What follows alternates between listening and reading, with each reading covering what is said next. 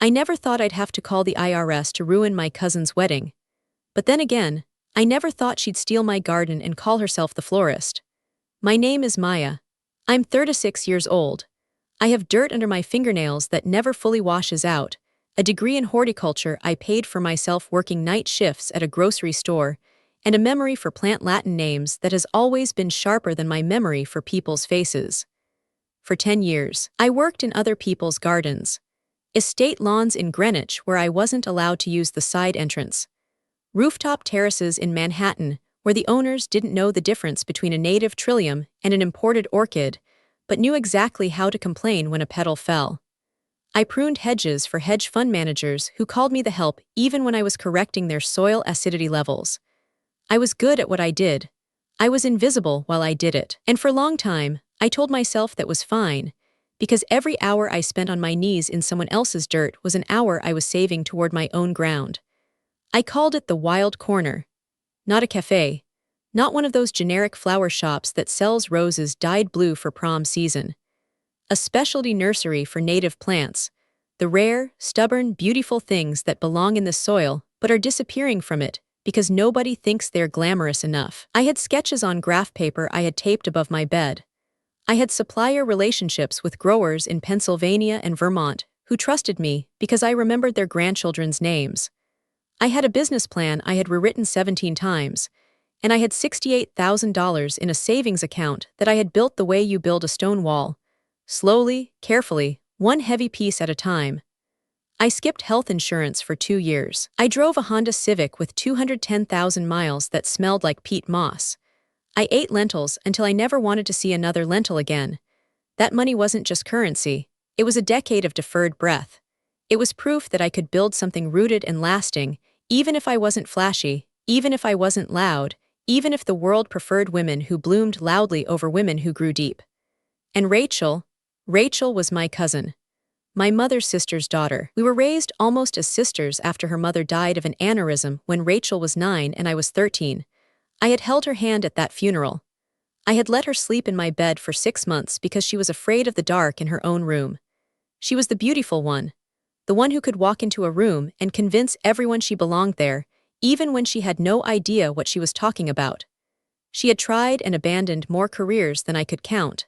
Event planning, interior design, boutique fitness instructing, brand consulting, a brief and disastrous foray into life coaching. She was always one meeting away from something big, one connection away from a breakthrough, and I loved her. I really did. I loved the way she remembered my birthday when I forgot hers. I loved that she had cried at my college graduation, telling me she was proud of me, that I was the smart one who would always be okay. When she came to me last spring, telling me that the Wild Corner needed a front-of-house presence, that I was the roots but she could be the bloom, I believed her. Or maybe I just wanted to believe that someone who moved through the world so easily could move through it with me, side by side, the way we had once walked to school together. We agreed to be partners. 50-50. I would handle the plants, the sourcing, the science, the back-of-house operations. She would handle the Instagram, the marketing, the customer experience, the vibe. She was good with people. I was good with growing things. It seemed, in theory, like a fair trade. She set up the business account. She found the location, a perfect corner storefront in a transitioning neighborhood, with southern light that poured through enormous windows and a small back lot where I could keep inventory. I transferred the $68,000 into what she told me was our joint operating account. I spent the next 3 months driving to nurseries in 3 states, sourcing native ferns and shade-loving wildflowers, designing the irrigation layout, sketching the interior displays, meeting with soil suppliers. I was so busy growing the thing that I didn't notice she was cutting me out of it, root by root. I found out on a Tuesday in April. I showed up at the space for what I thought was a contractor walkthrough. I had my clipboard, my soil samples, my list of shadow-tolerant species for the front window, carefully selected so they wouldn't scorch in the afternoon sun. I had a thermos of coffee and a sense of excitement so sharp it felt like hunger. Instead, I found Rachel's fiancé, Marcus, directing a team of painters. The walls were being painted sage whisper, a color I had chosen after testing 7 samples.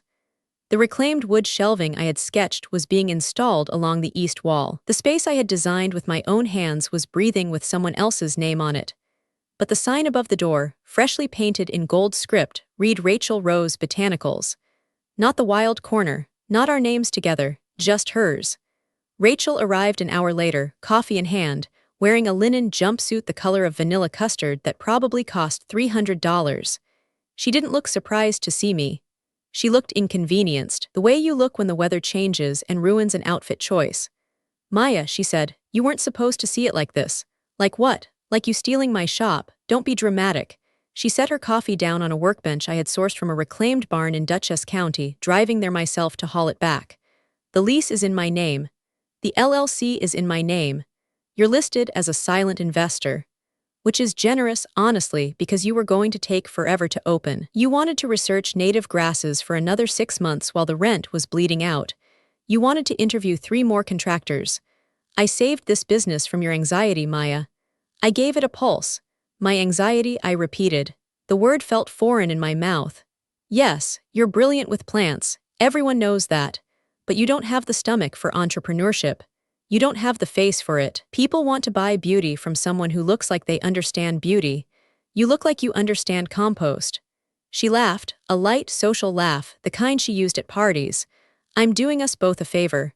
You'll get a return on your investment eventually. Probably. I looked at Marcus. He was a decent man, or I had thought he was. A commercial real estate developer, always polite to me at family dinners, always asking about my little plant project with a smile that I had mistaken for interest. He was staring at the floor, his jaw tight. Rachel, I said. My voice sounded strange to me, too steady, too flat. We had a partnership. We had a conversation, she corrected, smiling with her teeth, and now we have a structure. Don't worry, I'll send you quarterly reports. We'll call it a learning experience for you. I left. I didn't scream. I didn't throw the soil samples at her head, though I saw them on the counter and my hands ached with the urge.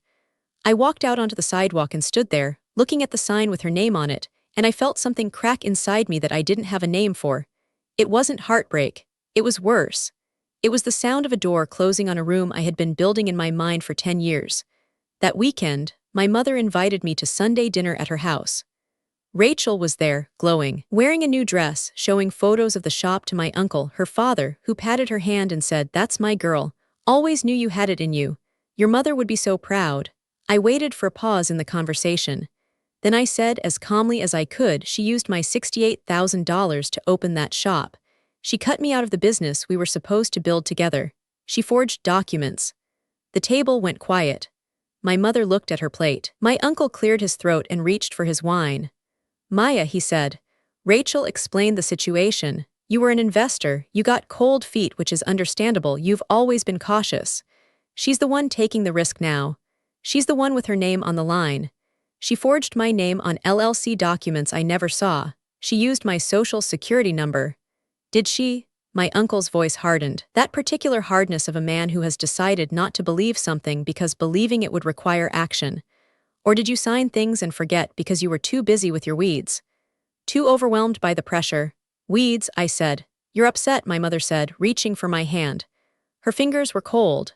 I understand, but Rachel has always been the decisive one. You're the careful one. Maybe this is for the best. She can make it successful and you'll benefit too. Don't ruin family over business. Don't ruin her wedding over this, it's just money. I looked at Rachel. She was buttering a roll, not a flicker of discomfort on her face.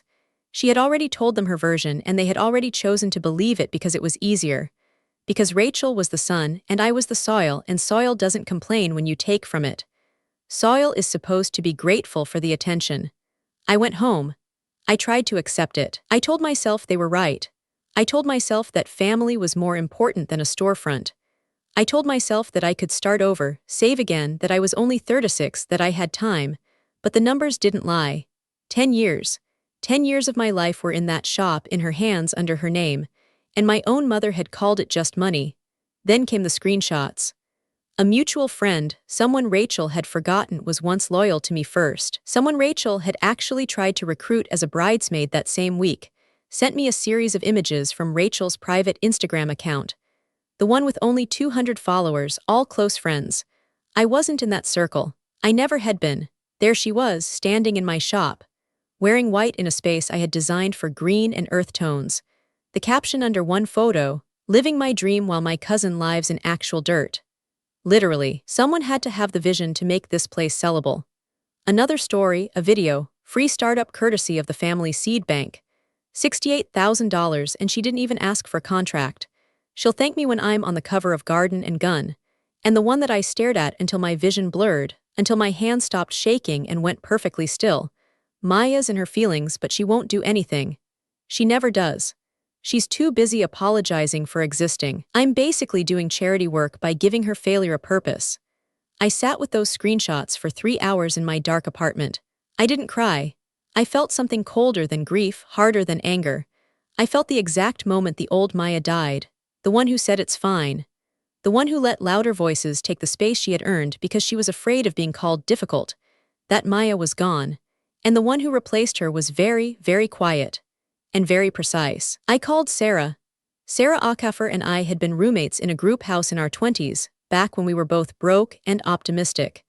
She was a commercial litigation attorney now, the kind who wore blazers that cost more than my car and who could read a contract the way I read soil pH, seeing layers other people missed. When I told her the story, she didn't offer sympathy. She asked for documents. I gave her everything. The bank transfer records with the memo line, the Wild Corner capital contribution.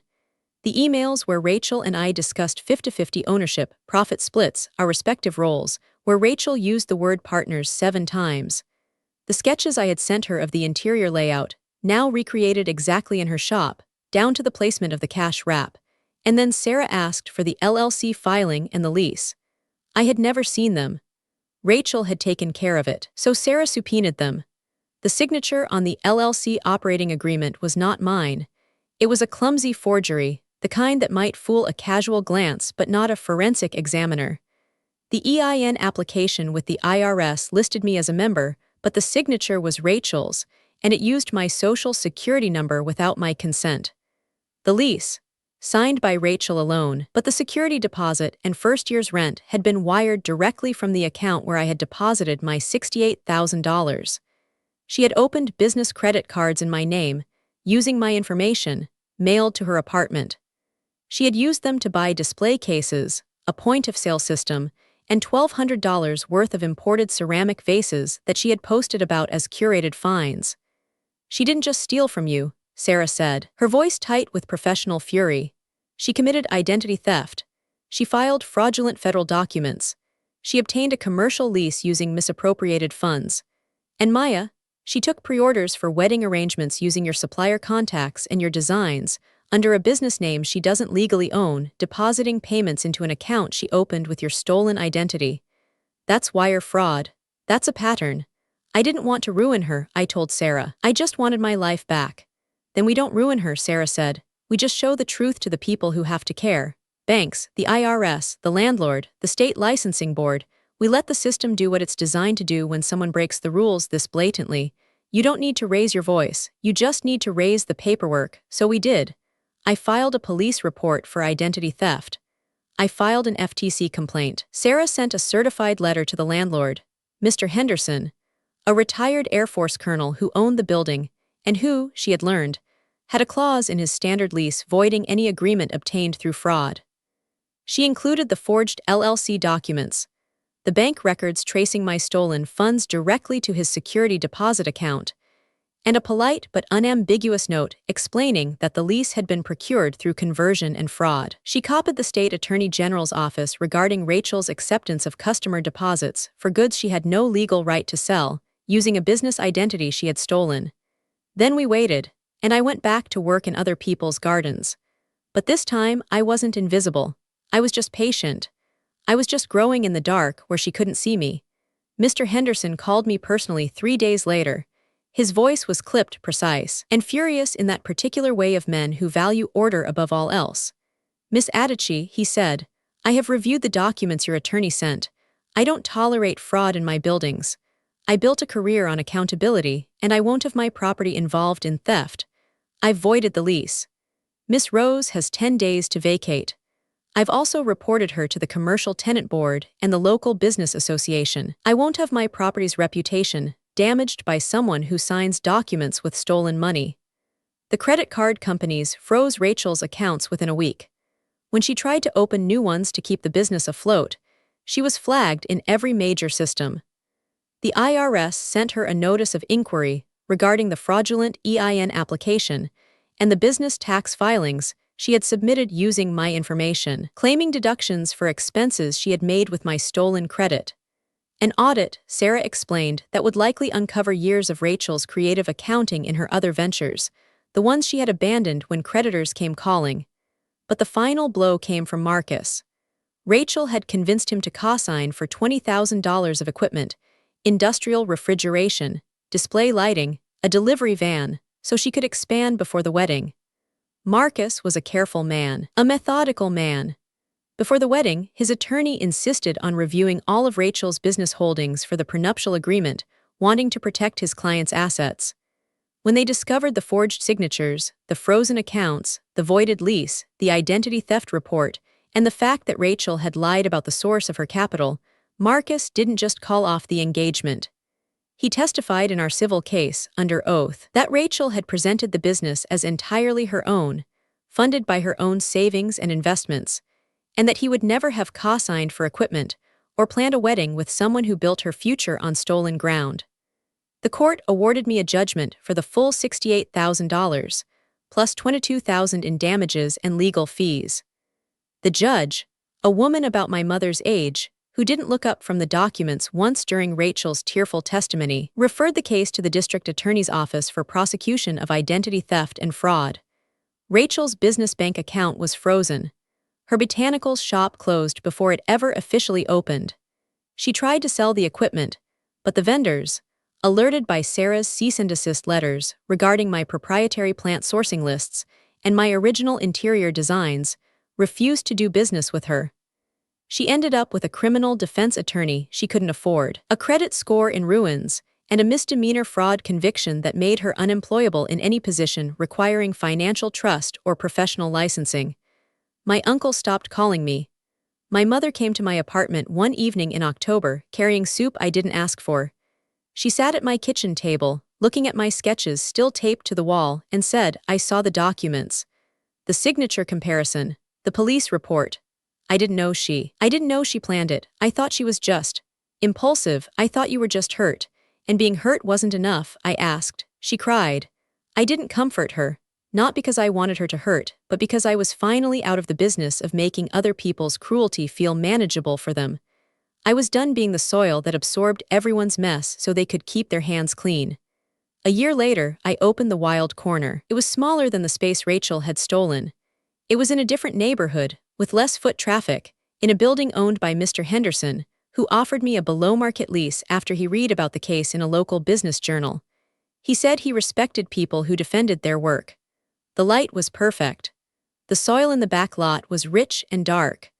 I built the displays myself from that same reclaimed barn wood, the workbench Rachel had used as a prop for her coffee. I didn't take pre-orders from brides who wanted imported peonies. I took appointments from people who wanted to learn how to grow things that belonged in this earth, things that had been here long before us and would outlast us if we let them. Rachel works in retail now, I hear, folding clothes in a department store in the mall. Sometimes I think about how close she came to having everything she wanted. She had the charm. She had the face. She had my money. She had a fiancé who loved her or thought he did. But she didn't have the patience to grow anything herself. She wanted the bloom without the root, and in the end, that's what cost her everything. If you're watching this and you're the quiet one in your family, the one who shows up early, who saves, who builds things slowly and carefully, who lets other people talk first and who never makes the dinner about yourself, please hear me. Your work is not invisible. Your patience is not a weakness. And the people who truly love you will not need to take your garden to make their own bloom. They will water yours with you. They will wait for your seasons. Being the steady one doesn't mean being the sacrificed one. You can be rooted and still have boundaries. You can grow in silence and still demand the sun. You can be the person who holds the family together without letting the family pull you apart. This is my garden. I planted it myself. I tended it through winters that lasted years. And no one is going to uproot it again.